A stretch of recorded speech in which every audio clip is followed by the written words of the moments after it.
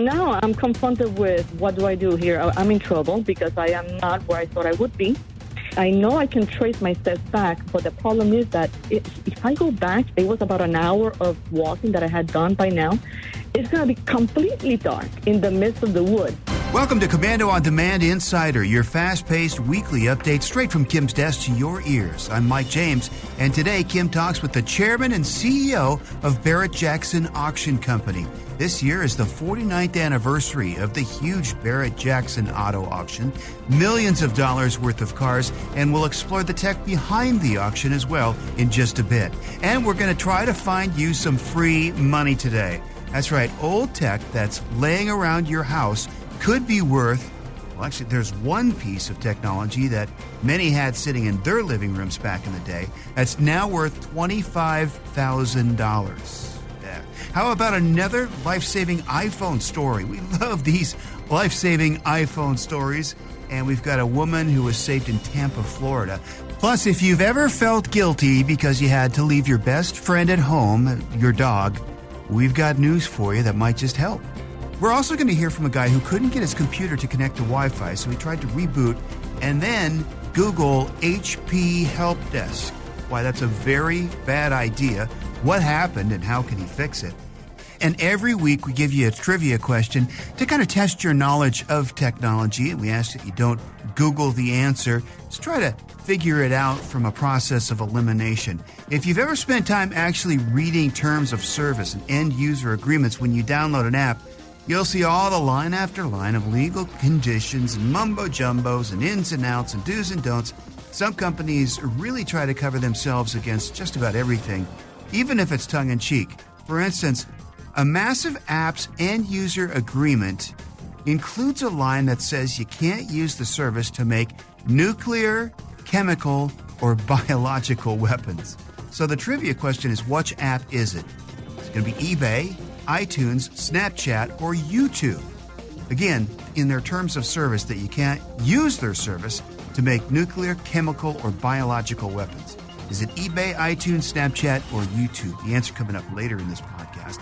And a quick reminder, we have the Kim Komando Show podcast. It's great. Every week, Kim gives you the very best tech news, tips, DIYs, and we take your questions on the Kim Komando Show. It's on over 400 radio stations nationwide. And for that podcast, without the commercials, you can go to getkim.com. That's getkim.com. All right, we're excited to have Chairman and CEO of the Barrett-Jackson Auto Auction Company, Kim's conversation with Craig Jackson in just a bit on Commando on Demand Insider.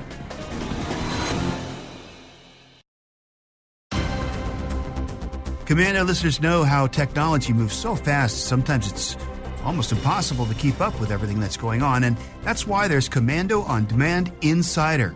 It's our way of keeping you informed and on the cutting edge of technology. This weekend's the big Barrett-Jackson auction in Phoenix, Arizona, but really there's bidders worldwide. Here's Kim's conversation with the CEO of Barrett-Jackson, Craig Jackson. We all know how crazy a heated eBay auction can get. Now, think of the biggest online bidding war you can imagine. What else? Classic cars. My next guest is the chairman and CEO of Barrett-Jackson, the world's greatest collector car auctions. He is a pioneer in the world of online bidding, and based on projections, this year is looking to be the biggest Barrett-Jackson auction yet. Let's give a warm welcome to the Kim Komando Show, and thanks for joining us, Craig. So tell us, what are some of the greatest cars that Barrett-Jackson is selling this year? Well, it's hard to pick between them, but the one that's behind me will be history when we sell the first mid-engine Corvette on Saturday, the 18th. And that will make history. But we have a great lineup. We have Paul Walker's cars that are going to be sold for his family, as consigned the cars, his daughter, for the estate. And it's a great collection of lightweight BMWs. One of the cars that was in the Fast Five, his daily drivers. He was a real car guy, and it is his entire collection is selling at no reserve. Wow. So that mid-engine Corvette, everybody's super excited about it. What do you think it might go for? It's hard to say. We sold the last front-engine Corvette at our Connecticut auction, and it brought $2.7 million. The end of an era. What does VIN 1, the next generation, bring? The first C8. That'll be interesting. Who lines up for it? Who wants it? It all goes to charity. So you get the tax write-off and you get a piece of history. So you have how many cars this year? 1,950. It is a new record for Barrett-Jackson, the largest consignment, no reserve auction in history. 1,950 cars at no reserve. Boy, that's crazy. And so how many square feet do you need for 1,950 cars? Well, the entire auction area inside the fence is 74 acres. Under roof, we have over 1,100,000 square feet, 2 Guinness Book of World Records for the tents that we put up. And the entire site is just at its limits. We took what, for people that live here know, the Equidome, which is a horse arena, and carpeted the entire thing to make it the primetime showcase because we have so many great cars. Friday this year is going to seem like Saturday normally, and Saturday the 18th is unbelievable, the lineup that is coming. So take us back in history a little bit. How does the auction compare now to those beginning stages of when Barrett-Jackson was just getting started? Well, when it was first getting started, it started as a car show for charity. That's why charity has been such a part of Barrett-Jackson. It evolved into an auction when my dad and Tom Barrett was selling his collection.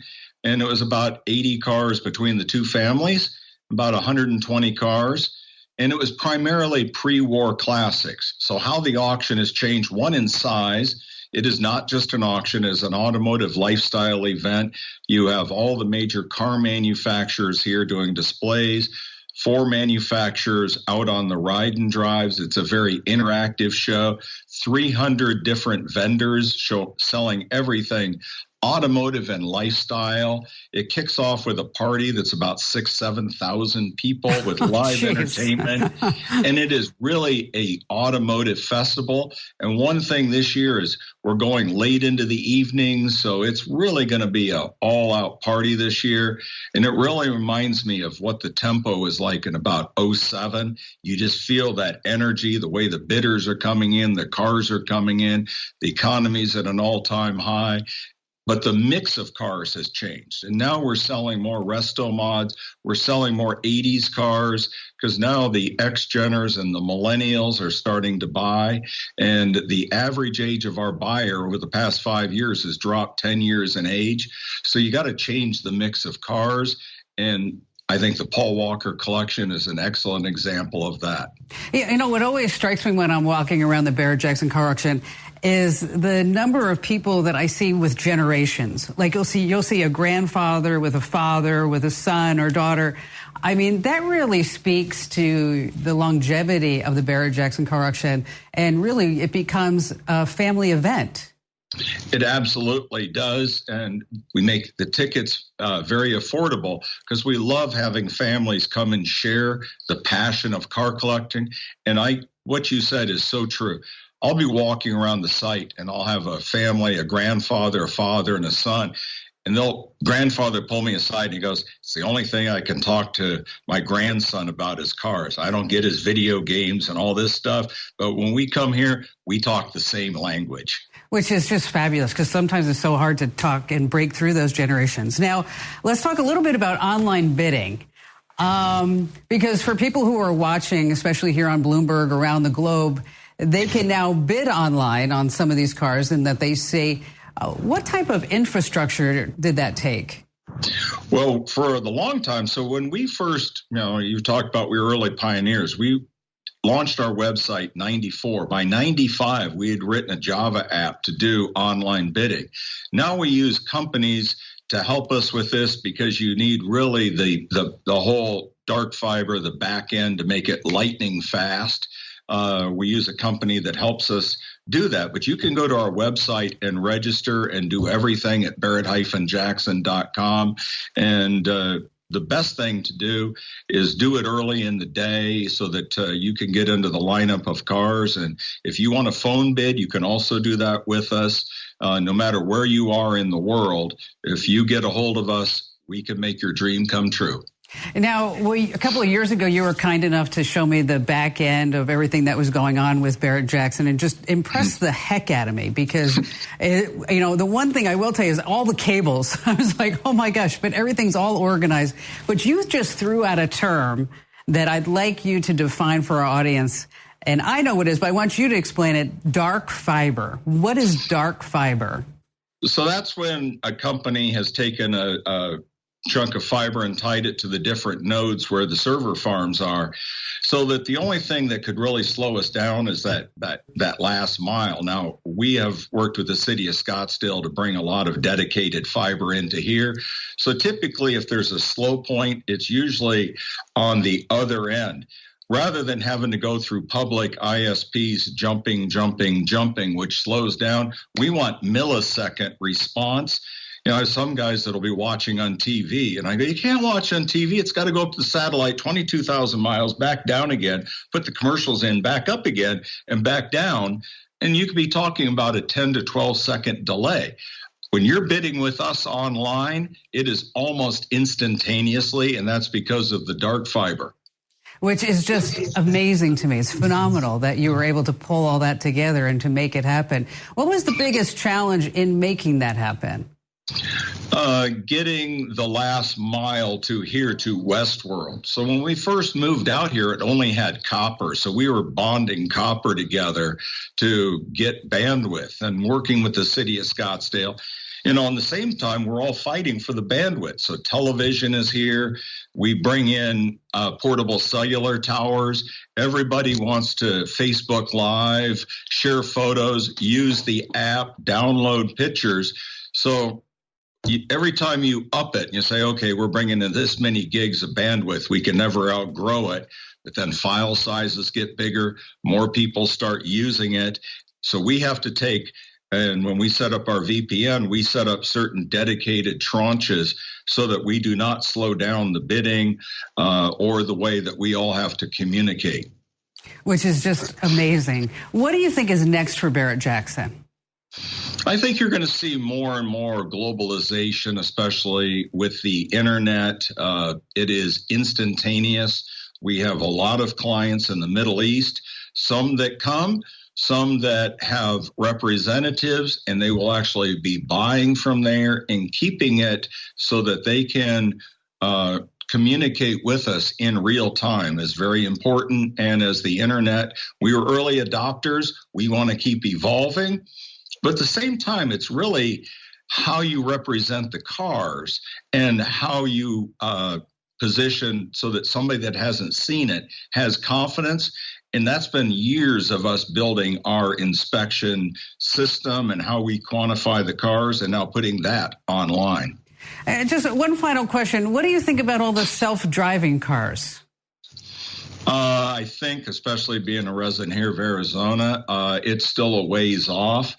I like some of the technology. The adaptive cruise control is great. I guess I'm still a little old-fashioned. I don't see myself reading the newspaper going down the freeway and relying 100% on technology yet. Now, I fly in airplanes that are on autopilot all the time, but we still land them manually. Well, you know what? That says it right there, Craig. It certainly does. Hey, we appreciate you coming on the show and giving us a behind-the-scenes look into this landmark series of auctions. And if you've never been to a Barrett-Jackson car auction, you're totally missing out. They take place in Scottsdale, Arizona, Palm Beach, Florida, Mohegan Sun in Connecticut, and Las Vegas, Nevada. And don't forget, you can view the cars and you can bid online from anywhere around the world.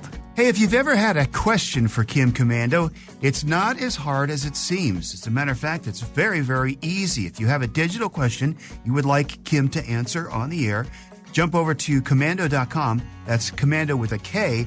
And in the upper right-hand corner, there's a little button that says Be a Caller. And it's really as simple as that. We'll ask you for some details, and a producer will get in touch with you to set up a call. All right, how about another life-saving iPhone story? We love these. How an iPhone flashlight saved a woman in Tampa, Florida. Next on Komando on Demand Insider. Now that the new tech of CES is behind us, let's do an in-home inventory for old tech that might be worth money. All too often, when new tech replaces old, we end up putting the old tech in a closet or drawer and forgetting about it. But here are some old tech items that might be worth a good deal of money. Start with anything from Apple. The older, the better. The first iPhone could get you up to $5,000. The original Macintosh computer from 1984, if it works, it'll sell for $2,500. The Apple Lisa, it could fetch as much as $50,000. The iPod first generation, well, you could get $20,000 and up for that. And an original good condition Sony Walkman, up to $700. Remember the Commodore 64? $1,200. The Atari 2600 gaming system? Depending on the games, anywhere from $1,000 to $10,000. Welcome back to Commando On Demand Insider. Our next guest is an avid hiker, but one time got lost, and the story of how her iPhone may have saved her life. Here's Kim. Libya in Tampa, Florida. Hello there. Welcome to the show. Hey, Kim. How are you? I'm good. So I understand that you got lost in the wilderness. What's going on with that? What happened is I wanted to take some time for myself to relax and to clear my head because I love nature. My husband and I are avid hikers. Oh, good. And so we are experienced. We love to walk many, many miles, very often, almost on a daily basis. Recently, my husband he had to go to the hospital, to Moffitt Cancer Center, to be treated with a bone marrow transplant. Wow. And that's why we are in Tampa. I see. We actually live in Lakeland, Florida. And so as he is in the hospital, I like to take time out to just clear my head. Yeah, well, you know what? When somebody's going through that, because I've been shepherding my mother through pancreatic cancer, it takes an emotional toll. I mean, and as a caregiver, right, you've got to be, because I'm the caregiver, that you've got to be right there, like, because you're the cheerleader. Okay, we're going to do this. Exactly. It's going to be great. Exactly. And so, you're smart in taking a little time off to yourself to kind of regroup so you can come back. Because I've seen so many people, they get burned out, and in caring for a loved one. All right. So you went on a hike. Yeah. So that's what I was doing. I was just trying to clear my head for a moment. And I ended up looking for a park in the neighboring area. I found this beautiful park called New Tampa Nature Park. It's beautiful. It has things for children, high security. So I figured it would be great for me because I'm a female, I'm alone, and I just wanted to be in a safe place. And I was enjoying myself in the park for about 2 hours, and I was ready to return to the parking lot and leave. But at that moment, I noticed at the corner of my eye this beautiful, heavily wooded trail called Panther Trail. And I figured that since I still had about 1 hour of sunlight left, it was about maybe 4:45, 5 p.m. Eastern Standard Time, I figured I would just go and take a quick look at this trail and it looked very innocent, very short to me. It wasn't marked at all. And I thought it would be more like a butterfly type garden type thing. And I wanted to check it out and just leave, Sure. That's when I got into trouble because the trail ended up being way longer than I expected. I thought it was a loop, and yes, it is a loop, but I don't know how long of a loop. It was gigantic. And so I go in, and I'm walking, and I'm expecting the turnaround, which I finally saw the turnaround like a mile in. Wow. And I'm like, whoa, this is really long. So I'm rushing to return to my exit again. And I noticed that as I'm returning after the loop, that my return time is twice as long as my entry going in. So I'm like, that's never a good sign. Okay. No. And so I'm like, this doesn't add up. I'm like, oh, okay. So I finally see the clearings for my exit. I'm like, okay, here we go. I finally made it just before sunset, and I exit. And when I exit, I realize this is not where I came in. It's a different exit. Oh. So now I'm somewhere in this heavily wooded area. Now the exit happened to be, I noticed that there was a path that was mowed. It was grassy. And so it was some sort of service drive that was, it was just dirt and grass. Okay. And so so now the sun's going down, right? Oh, there's hardly any sunlight left. Wow. So, and now I know, and I noticed that I only have 25% battery life on my phone too. So now I'm confronted with what do I do here? I'm in trouble because I am not where I thought I would be. I'm not lost. I know I can trace my steps back, but the problem is that if I go back, it was about an hour of walking that I had done by now. It's going to be completely dark in the midst of the woods. So just for the sake of time, so did you try to call the authorities or call your family or did your phone die? No. Well, no, thank goodness. Thank God, no. I had 25% battery life. The first thing I did was to try to let my family and my husband know where I was by utilizing GPS location devices through WhatsApp. And that's what I did. For very strange, it was a very strange thing that the location on their end did not match the location on my end. So how did you get saved? Because we're going to run out of time. How did you get saved? Well, I had to call 911. Okay. And they finally sent, I didn't realize they were going to send a helicopter. So there was a helicopter that came my way. It was already nighttime. And I utilized the flashlight on my iPhone to signal the helicopter, and that's how they found me. Okay, here's what I want you to do. I want you to look this up, okay? There's a website called Find Me Spot. FindMeSpot.com. Okay. What I want you to do, I want you to go buy yourself one of these. It's a Spot satellite. And so if you were ever hiking by yourself, because it's not safe to do that, okay? Ever hiking by yourself, what you can do is hit a button. And 911 knows exactly where you're located by the longitude and latitude. You can also send messages out to your loved ones that you're A-OK. It's Commando On Demand Insider, and the trivia question today is there's a big tech company that in their terms of service says that you can't use the service to make nuclear, chemical, or biological weapons. Yeah, it's true. And so what company do you think it is? eBay, iTunes, Snapchat, or YouTube? That answer is coming up in the next segment, as well as we're going to talk to a guy who actually did a search for HP Help Desk, called the number, and, well, trouble ensued. We're going to tell you how to stay away from these kind of scams and what he's going to be able to do to get his computer back. I see those sad, brown, golden retriever eyes every morning when I head out to my studios. But Spotify thinks they have an answer, a podcast with soothing music and what they call dog-directed praise, stories and messages of affirmation and reassurance narrated by professional actors. They're not the only ones. Thousands of DirecTV customers pay an additional $4.99 a month for a 24-hour dog TV channel for morning relaxation, stimulation, and exposure that are 3 to 6 minute video clips made for dogs. Now, I know what you cat lovers are saying. Hey, what about us? So far, no one's offering equivalent video and audio cat programming. Probably because cats just don't care. This episode is brought to you by Kia's first 3-row, all-electric SUV, the Kia EV9. With available all-wheel drive and seating for up to 7 adults. With 0 to 60 speed that thrills you 1 minute and available lounge seats that unwind you the next. Visit kia.com/EV9 to learn more. Ask your Kia dealer for availability. No system, no matter how advanced, can compensate for all driver error and or driving conditions. Always drive safely.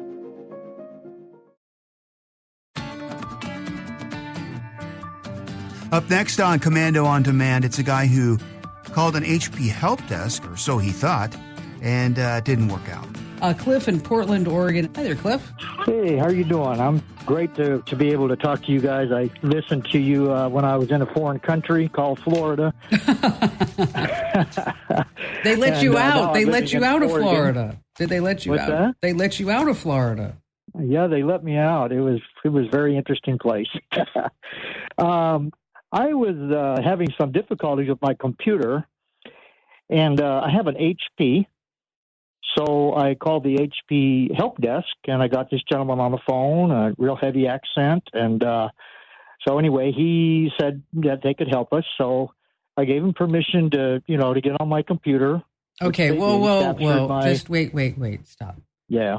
How did you find the phone number for HP?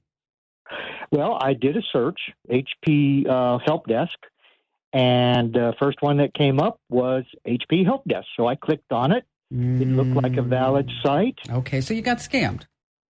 I got scammed. Okay. But The good thing is let me back up. The bad thing is after he got all done with whatever supposed fixes they were doing, he said, "Oh, by the way, you owe us $599." And you're like, I could have just gone and bought a new computer. Thank you. Exactly. So I kept him on the line a little bit, and I asked him a few real basic computer questions, which he wasn't able to answer. One of them having to do with security, about, VPN and ad blockers and Avast. And basically his comment was, well, none of those are worth anything. You need to get what we have so we can monitor your computer 24/7 and keep anybody from getting on it. Did you pay him? No. Okay. No, good. I didn't pay him. All right, good. Okay, I wound up hanging up. Well, so how's the computer running now? Well, it seems to be okay. I did have a problem yesterday where I wasn't able to get my screen to turn back on. Well, here's what I want you to do. Okay, and you're not going to like the answer. I can tell you right now, you're not going to like it, because I wouldn't like it if anybody told me to do this. Is that you got to back up all your files. All my files are backed up. Okay, and then you're going to need to do a system restore, because I don't know if they have a keylogger on there, and you don't know that. And so you're just going to be like putzing around doing your stuff, and then before you know it, somebody stole your identity and somebody logged into your bank account, and who knows what else they could have done, because whatever you do on that computer, suddenly they would have instant access to every darn thing, right? And so you can't take any risk at this point, and further damage not just to your time and effort and energy, but now it's also your personal identity. So make sure that you do a whole factory reset, restore your files. I know it's not fun. And the next time you need a tech support number, just type in HP.com. Don't Google HP Help Desk, because that's how bad things happen to good people like you, Cliff. And thank you so much for your call. All right, it's time for the Commando On Demand Insider Trivia Question Answer. And the question is, we've all read nobody reads the terms and conditions when you're putting an app on your phone. They go on and on. Some companies really try to cover everything that's possible in the terms and conditions. For instance, one massive app's end-user licensing agreement has a line that says you can't use the service to make nuclear, chemical, or biological weapons. Which app is it? eBay, iTunes, Snapchat, or YouTube? Well, if you guessed iTunes, you are absolutely right. Apparently, Apple frowns on the creation of nuclear weapons using their service. Who knew? And you might have heard months ago that iTunes will actually be shutting down after nearly 20 years, and they're going to split it into 3 new apps: Apple Music, Apple Podcasts, and Apple TV. Regardless, I think it's still safe to say that you shouldn't use those services to develop any weapons of mass destruction. Hey, thanks for listening. If you haven't already, please subscribe to this podcast. You'll have it on your device every week automatically.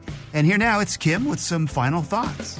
Airbnb is trying to fix their image problems. I mean, it's all fun and games until someone else reports another hidden camera. Now, to be fair, it's not just the host. Airbnb has also been cracking down on people who just want to rent a party house that they can destroy. So they've been working to improve their screening process.